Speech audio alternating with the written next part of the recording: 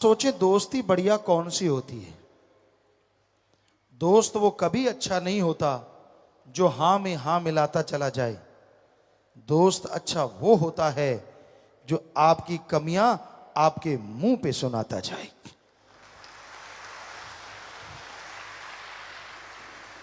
वो दोस्त ही क्या जिसको ये पता चल गया कि यार मेरा दोस्त बुरे कर्म करता है, गलत कर्म करता है, और वो दोस्त कहे मैं सही कर रहा हूं ना। वो दोस्त ही क्या जो ये कहे सही कर रहा है। दोस्त क्या कहेगा, तू 100% गलत कर रहा है, तू बर्बाद हो जाएगा, तेरा शरीर बर्बाद हो जाएगा, मत कर गलत कर्म। तो दोस्त इस संसार में एक ऐसा भी है जिसकी दोस्ती कभी टूटती नहीं और जो हर बात पे टोकता है। जो गलत आप करते हो वो है सतगुरु अल्लाह वाहिगुरु राम। बच्चे कहते हैं बेस्ट फ्रेंड, वो बेस्ट फ्रेंड है। इससे भी कोई बड़ा शब्द है तो वो बड़ा फ्रेंड है।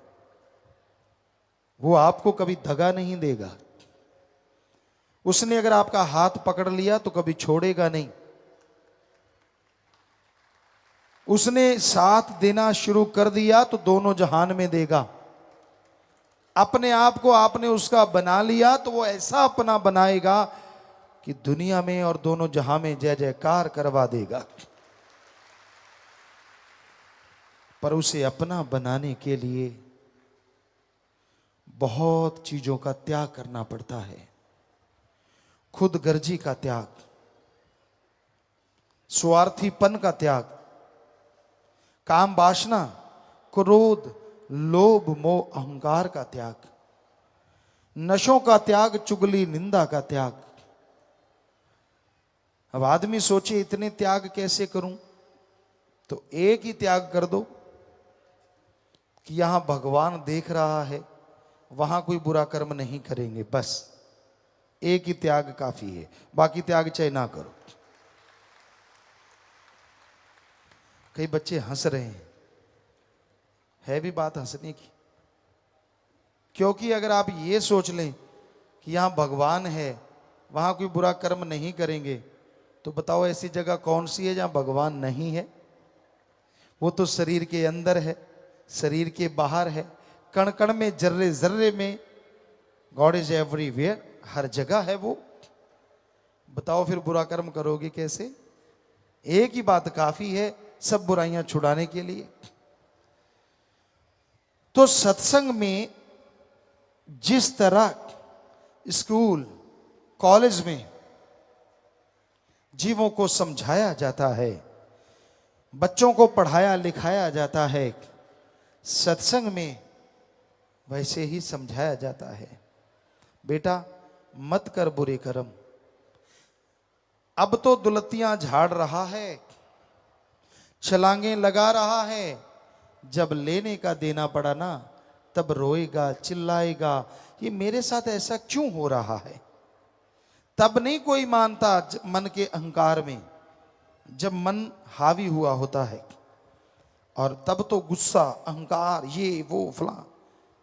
और जब उसकी बारी आती है फिर कहता है मैंने ऐसा क्या किया था। भूल जाता है अपने अवगुणों को, गिनवाता है अपने गुणों को, अपने भले कर्मों को। अरे भाई बुरा कर्म मत करो। बुरा कर्म इंसान को डुबो देता है। बुरा कर्म इंसान को शैतान बना देता है, और अच्छा कर्म शैतान को इंसान और इंसान से भक्त बना देता है। सत्संग जबरदस्त है। एक बात सुनाते हैं आपको, पहले भी एक दो बार आपको सुनाई। एक राजा का शहर था, बहुत सुंदर उसकी बादशाहत थी। पर जिस तरह चंद्रमा सुंदर है, बीच में धब्बे होते हैं। उस राज्य में एक शातिर चोर था। ऐसा शातिर चोर जो कभी पकड़ा नहीं गया। एक राज्य में नहीं, आसपास के सभी राज्यों में वो चोरी करता था और इतनी जबरदस्त तरीके से किसी को समझ ही नहीं आती थी। तो एक समय ऐसा भी होता है, हर किसी को सारे धंधे छोड़ने पड़ते हैं। वो समय चोर पे भी आ गया। वो दुनिया छोड़ने लगा, बीमार हो गया। उसका बेटा था, चोर का बेटा चोर, उसने बना रखा था। कहने लगा, बेटा मैं जा रहा हूं, मुझे लग रहा है कि मर जाऊंगा, बीमार हूं, उठ नहीं पाऊंगा, लेकिन एक बात याद रख, चोरी कभी छोड़ना मत। वो कहने लगा, पापा क्या सावधानियां बरतनी चाहिए? उस जमाने में यह होता था कि जिसके पास सामान मिल गया वो चोर। कहने लगा, जब चोरी करो सबसे पहले सामान को खुर्द-बुर्द करो, ताकि कोई आपके पास से सामान ले ना सके। दूसरा, कभी पकड़े जाओ चाहे खाल उधेड़ दे, मानो ना। और तीसरा, कभी संतों की सत्संग मत सुनो। वो कहता, जी ठीक है। और कुछ समय बाद वो चोर गुजर गया, उसका बेटा चोरी करने लगा, जवान उम्र, सोचा पहले ही बड़ा हाथ मार लेता हूं। बादशाह के राजमहल में पहुंच गया, चोरी की, लेकिन खबर हो गई महल में कि चोरी हो रही है। सिपा सलाहर पीछे भागे, सैनिक शहर को उतबाल, और वो भागने लगा। भागता गया, लेकिन वो पीछे आ रही थी सेना पकड़ने के लिए। उसने देखा धर्मशाला से बहुत से लोग आ जा रहे हैं और ज्यादातर अंदर जा रहे हैं। उसने सोचा इससे बढ़िया मौका नहीं, अंदर घुस जाता हूं। अंदर घुस गया। एक किसी बहन को देखा, उसने जजमेंट की, पहचान लिया कि ये तो वो है, और उसके थैले में हीरे जवाहरात जो उसके हाथ में थे वो डाल दिए। सामने देखा तो संत जी आके बैठ गए। अब पापा की, अपने फादर की बात याद आ गई, संतों की बात ना सुनना, कानों में उंगलियां ले ली। पर आदमी को कहो ना उधर ना देखो, तो वो देखता जरूर है, चाहे चोरी चोरी देखे। ये मनोदशा है। अब उसके अंदर आए, यार संत ऐसा क्या कहते हैं जो मेरे पापा ने कहा, फादर ने कहा कि संतों के वचन नहीं सुनने। उसने जरा सी उंगलियां निकाल के देखी तो संतों के वचन आए, देवी देवताओं की परछाई नहीं होती। उसने फिर से उंगलियां दे ली। सत्संग खत्म हुआ, बाहर निकलने लगे। सैनिक बाहर खड़े थे, निशानियां पहचान तो थी कपड़ों की सबकी। उसे पकड़ लिया,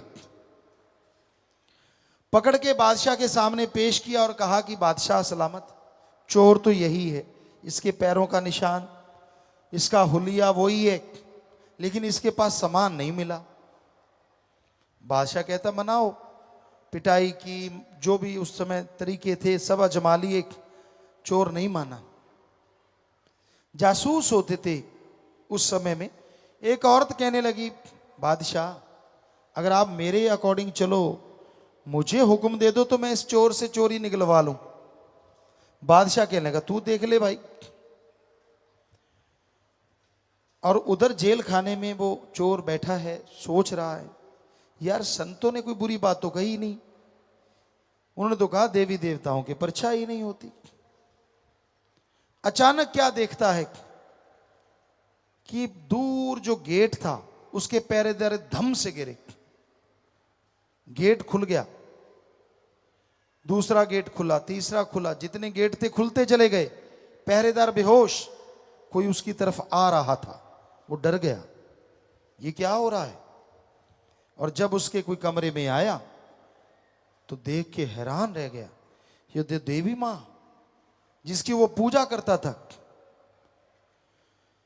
तो वो तड़फ उठा, चरणों में गिर गया, रोने लगा, आंसू बहने लगे। देवी मां ने उसे उठाया,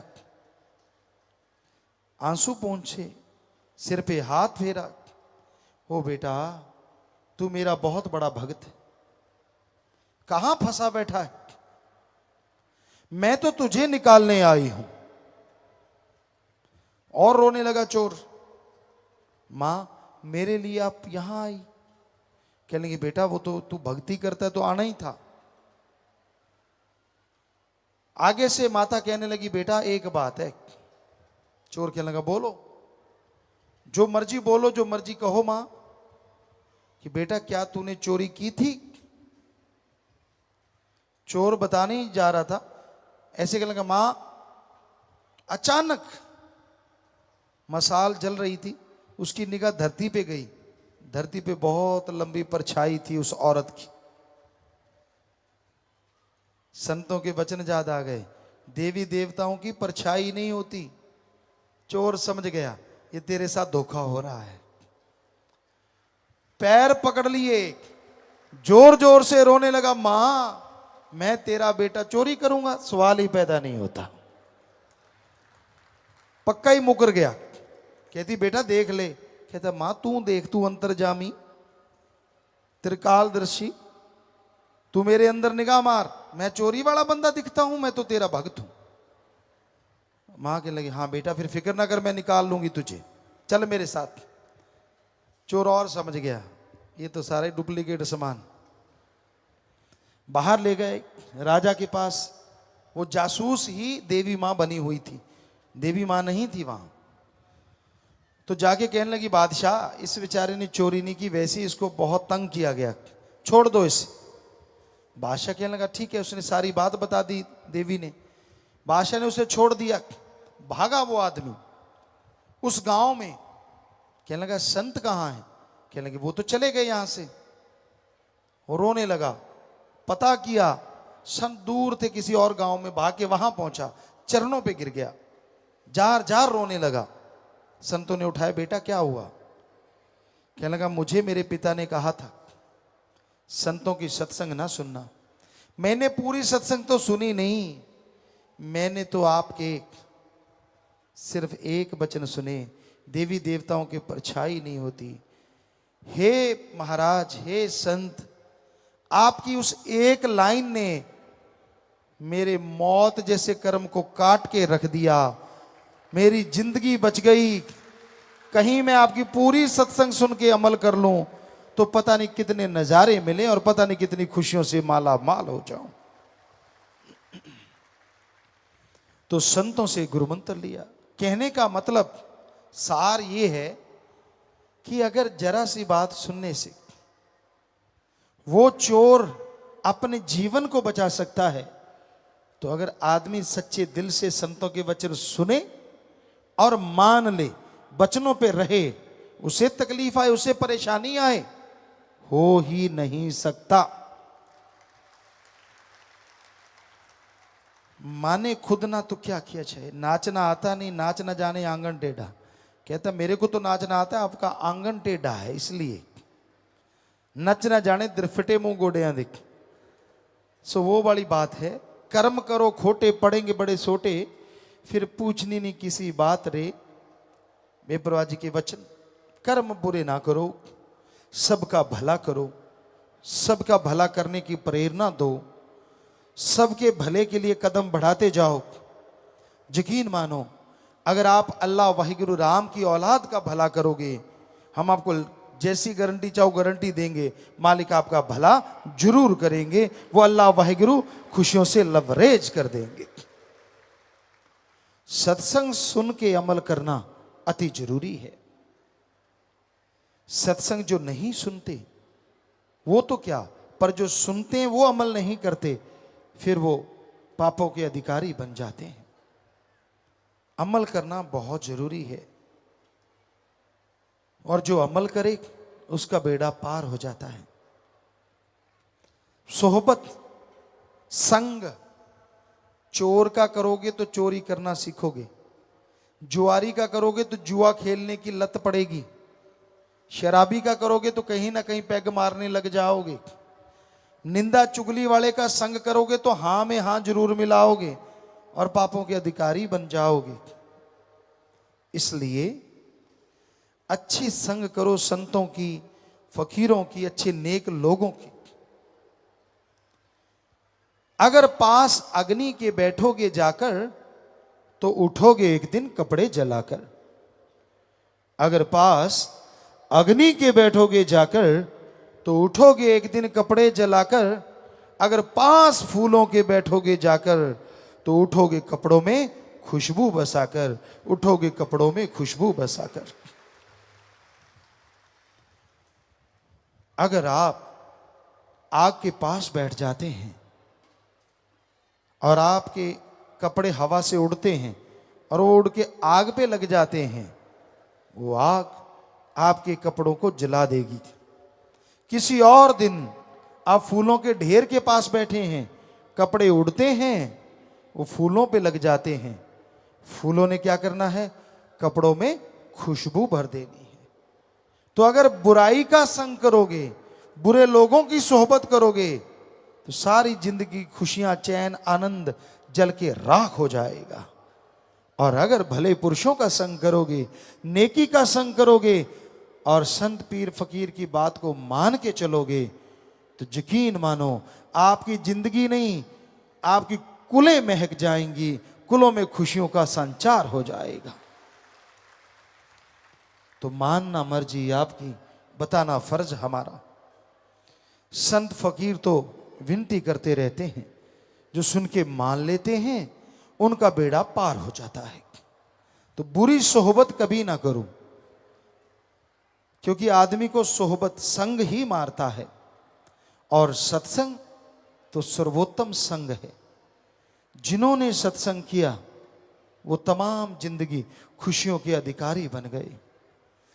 जिन्होंने सत्संग किया उन्होंने परमपिता परमात्मा को पा लिया। अजी जिन्होंने सत्संग किया उन्होंने जन्मों जन्मों के पाप कर्मों को खत्म करके अपने रोगों का खात्मा कर लिया। अरे जिन्होंने सत्संग किया भगवान के साक्षात दर्शन करने के वो काबिल बन गए और खुशियों से लबरेज हो गए। धन धन सतगुरु तेरा ही आशा सभी साध संगत जी से निवेदन है कि मेरा चैनल जरूर सब्सक्राइब करें जी। धन धन सतगुरु तेरा ही आसरा।